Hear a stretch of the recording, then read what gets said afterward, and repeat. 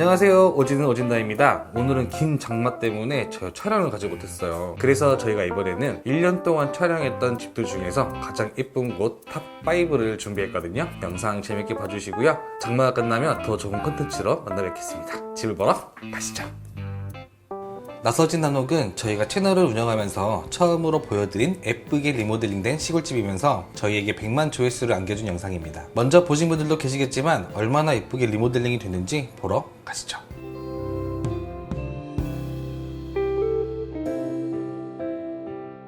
시골이라 그런가 뒷문은 따로 없고 들어가자마자 넓은 마당이 보였습니다. 뒷문을 들어가자마자 보이는 시골집은 통유리가 인상적이었는데요. 보기만 해도 개방감이 정말 좋아 보였습니다. 이 집은 사장님이 물려받은 시골집인데 게스트하우스로 사용하기 위해 이렇게 예쁘게 리모델링을 했다고 합니다. 집 우측을 보시면 원래는 창고 공간이었지만 새롭게 리모델링을 해서 이 공간은 노래방 그리고 영화관으로 방문하시는 손님들이 사용하고 계신다고 합니다.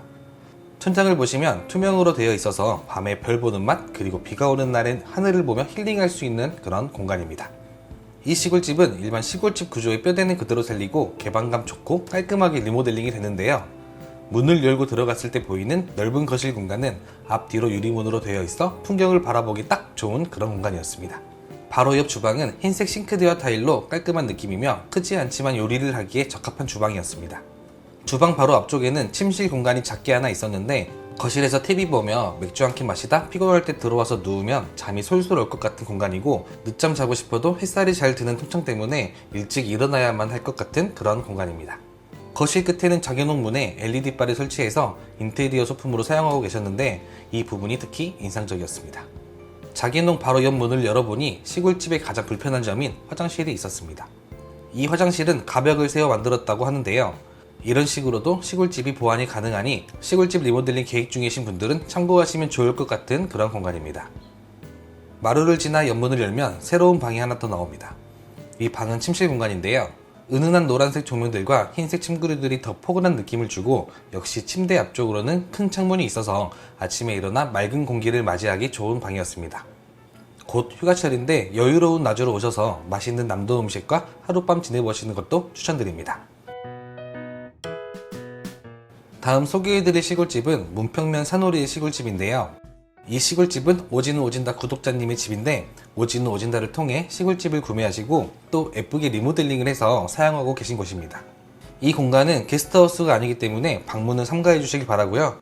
어떻게 바뀌었는지 집을 보러 가시죠.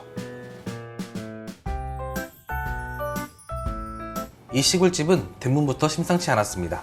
부잣집에만 있을 것 같은 슬라이드 형식으로 된 나무 문이 있고 문을 딱 여는 순간 원래 집이 생각도 안 날 만큼 너무 예쁘게 바뀐 공간이더라고요.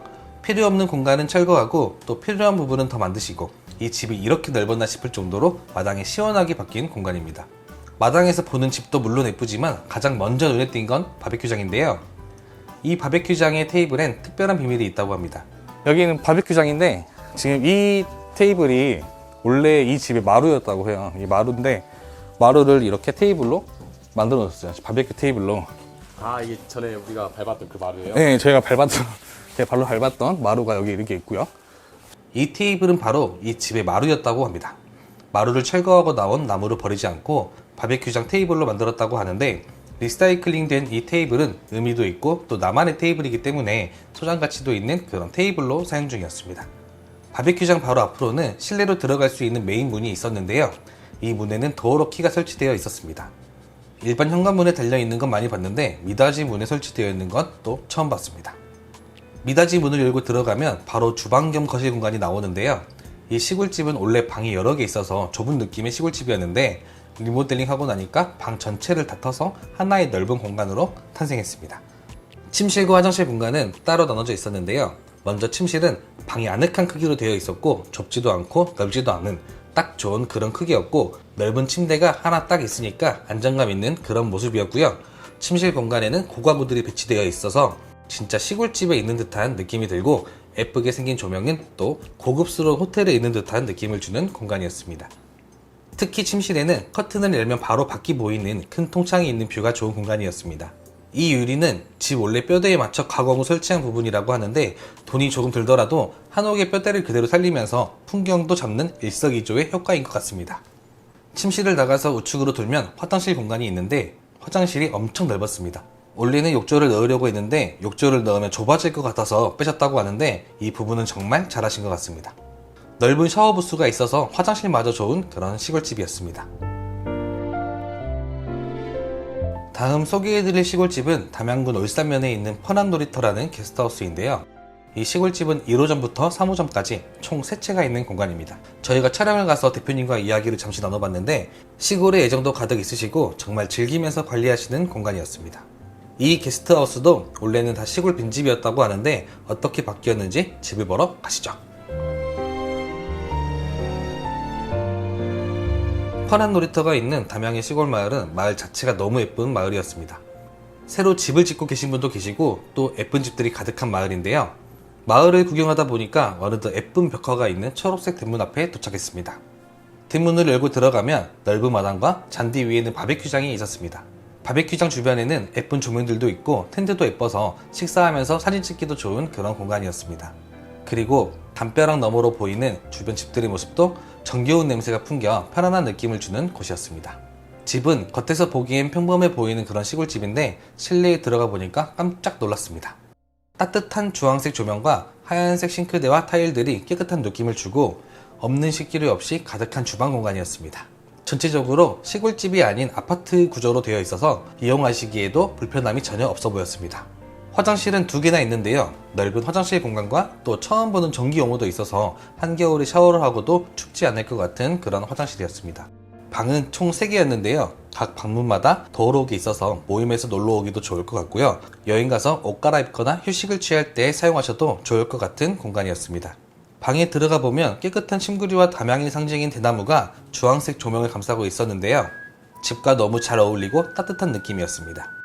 바로 옆 방은 조금 더 밝은 조명들이 들어가 있었고요.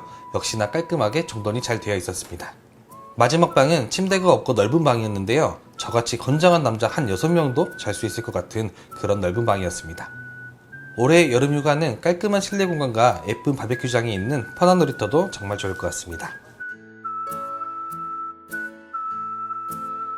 다음 소개해드릴 시골집은 무안군 홀통해수욕장 옆에 있는 이도가 게스트하우스입니다. 이도가 게스트하우스는 60년 된 시골집을 구매해서 예쁘게 꾸몄다고 하는데요. 또 대부분 리모델링을 셀프로 진행해서 비용적인 부분에서 많이 아낄 수 있었다고 합니다. 집이 어떻게 바뀌었는지 집을 보러 가시죠.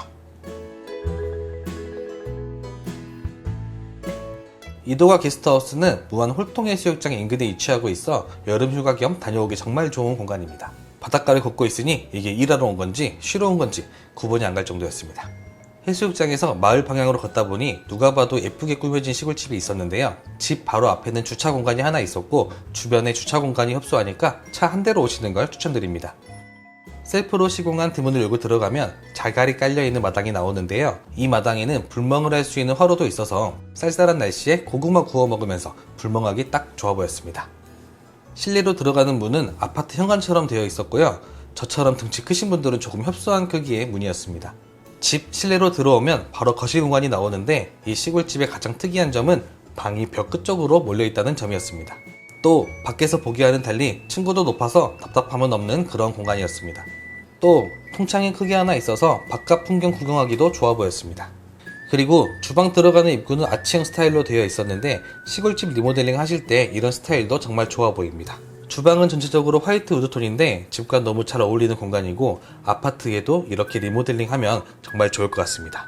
화장실은 문을 여니까 편백나무 향이 났는데요. 방향제 대신 물을 가끔 뿌려주면서 향을 진하게 하는 편백나무를 사용하셔도 좋을 것 같고요. 층고는 점점 낮아지는 형태이지만 샤워기 부분은 높아서 불편함은 없어 보였습니다. 방은 아늑한 크기로 되어 있었고 천장이 낮아서 저처럼 등치 큰 사람들은 불편함을 느낄 수 있지만 불편을 감수하고도 하룻밤 자보고 싶은 그런 공간이었습니다.